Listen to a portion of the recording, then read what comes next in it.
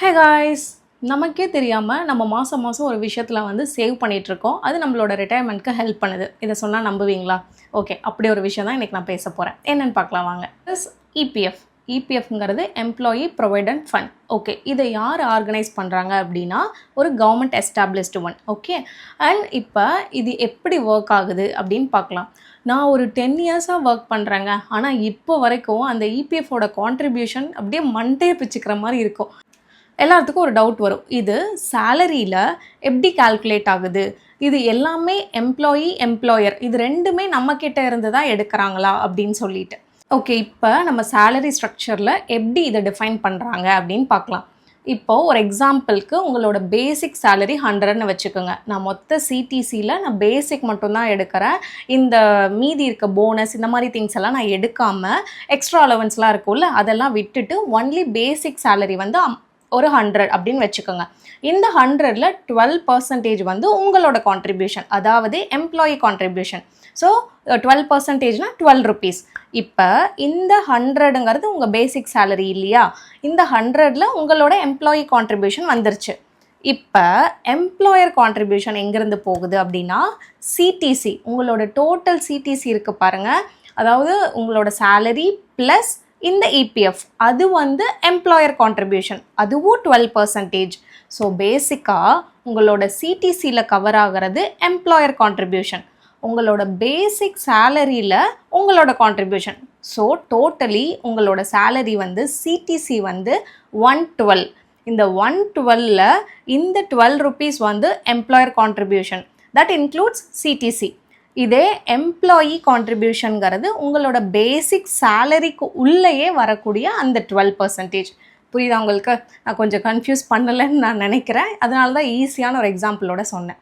So இந்த மாதிரி தான் நம்மளோடது கால்குலேட் ஆகுது. ஸோ இப்போ நம்ம பேசிக் சேலரிங்கும் போது நம்மளோட சிடிசிலே பார்த்தீங்கன்னா இந்த மற்ற அலவன்ஸ்லாம் போயிட்டு அதில் இருக்கக்கூடிய பேசிக் சேலரிக்கு தான் நம்ம வந்து பிஎஃப் கால்குலேட் பண்ணுறாங்க.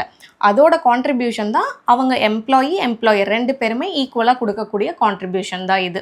ஸோ பேசிக்காக வந்து என்னன்னு பார்த்தா ரெண்டுமே நமக்கு கொடுக்கக்கூடிய சிடிசிக்குள்ளேயே கவர் ஆகிடும், அந்த எம்ப்ளாயர் அண்ட் எம்ப்ளாயி கான்ட்ரிபியூஷன். இப்போ எல்லாருமே என்ன பண்ணுறாங்க அப்படின்னா, சரி ஏதாவது ஒரு எமர்ஜென்சி ஏதாவது ஒரு ப்ராப்ளம்னா பிஎஃப்ல வித்ட்ரா பண்ணுறாங்க. பட் அது நான் பண்ணக்கூடாதுன்னு தான் நான் நினைக்கிறேன். ஈவன் நான் பண்ணியிருக்கேன், எனக்கு ஒரு எமர்ஜென்சி வரும்போது.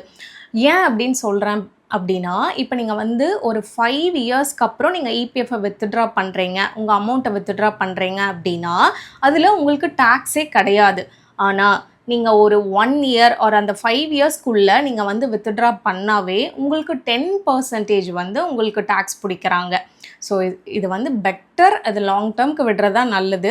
நானும் அந்த மிஸ்டேக் பண்ணிகிட்டு இருந்தேன். அட்லீஸ்ட் அண்டர்ஸ்டுட் இது வந்து லாங் டேர்ம் ஃபண்டுக்கு தான், அது போக நீங்கள் வித்ட்ரா பண்ணுற உங்கள் அமௌண்ட்டுக்கே டேக்ஸ் போகுது அப்படின்னா நம்ம அதை பண்ணக்கூடாது இல்லையா? அப்போ உங்களுக்கு ஒரு டவுட் வரலாம், என்ன அப்படின்னா இப்போ இந்த நான் 5 இயர்ஸ்க்குள்ளே நான் ஒரு 3 கம்பெனிஸ் 2 கம்பெனிஸ் ஜம்ப் ஆகிருக்கேன் அப்படிங்கும்போது ஏதாவது மாறுமா அப்படின்ட்டு. அப்படிலாம் கிடையாது. நீங்கள் 5 இயர்ஸ்க்கு முன்னாடி 5 இயர்ஸ்க்கு அப்புறம் வித்ட்ரால் பண்ணுறது, நீங்கள் ஈவன்தோ எந்த கம்பெனி எத்தனை ஸ்விட்ச் ஆயிருந்தாலும் அதை பற்றி பிரச்சனை கிடையாது. பட் 5 இயர்ஸ்க்கு மேலே நீங்கள் வித்ட்ரா பண்ணும்போது டேக்ஸ் ஃப்ரீ. ஓகே, இது நம்ம எதுலையாவது கிளைம் பண்ணலாமான்னா நம்ம 80Cயில் வந்து இபிஎஃப்பை வந்து நம்ம கிளைம் பண்ணிக்கலாம் டிடெக்ஷனுக்காக. ஒன்ஸ் நீங்கள் ஸ்விட்ச் ஆகிறப்போ நீங்கள் வந்து போர்ட்டலில் போய் நீங்கள் அடுத்த கம்பெனி ஸ்விட்ச் ஆனதுக்கு அப்புறம் அந்த கரண்ட் எம்ப்ளாயரோட நீங்கள் வந்து அந்த கரண்ட் எம்ப்ளாயி பிஎஃப் அக்கௌண்ட் இருக்கும், அதை வந்து நீங்கள் ட்ரான்ஸ்ஃபர் கொடுத்துடணும். ஸோ உங்களோட ப்ரீவியஸ் டு கரண்ட் எம்ப்ளாயிக்கு நீங்கள் வந்து ட்ரான்ஸ்ஃபர் கொடுத்துட்டிங்க அப்படின்னா உங்கள் மணி வந்து இதுக்கு வந்து ஸோ காம்பவுண்டிங்காக ஸ்டார்ட் ஆகிடும். ஸோ ஒன்ஸ் நீங்கள் கம்பெனி ஸ்விட்ச் ஆகும்போது இதை பார்த்துக்கணும். ஓகே, நெக்ஸ்ட் டைம் நீங்கள் ஏதாவது ஒரு கம்பெனி ஸ்விட்ச் ஆகுறீங்க, இல்லை நீங்கள் இப்போ இருக்க கரண்ட் கம்பெனிலேயே உங்களோட சேலரி கான்ட்ரிபியூஷனில் போயிட்டு பிஎஃப் எப்படி ஒர்க் ஆகுது அப்படின்னு சொல்லிட்டு ஈஸியாக நீங்கள் இதிலேருந்து அண்டர்ஸ்டாண்ட் பண்ணிக்கலாம் நான் நம்புகிறேன். இது நம்மளோட சேலரியிலேருந்து போகிற டிடக்ஷன் மட்டும் கிடையாது, நம்மளோட ஃப்யூச்சர் ஃபினான்ஷியல் ஸ்டெபிலிட்டிக்கு யூஸ் ஆகக்கூடிய ஒரு இன்வெஸ்ட்மெண்ட் மாதிரி தான். அண்ட் இந்த வீடியோ பிடிச்சிருந்தா உங்கள் ஃப்ரெண்ட்ஸ் எல்லாத்துக்கும் கண்டிப்பாக ஷேர் பண்ணுங்கள். அண்ட் இந்த வீடியோ மறக்காமல் லைக், கமெண்ட் அண்ட் சப்ஸ்கிரைப் பண்ண மறந்துடாதீங்க. பை.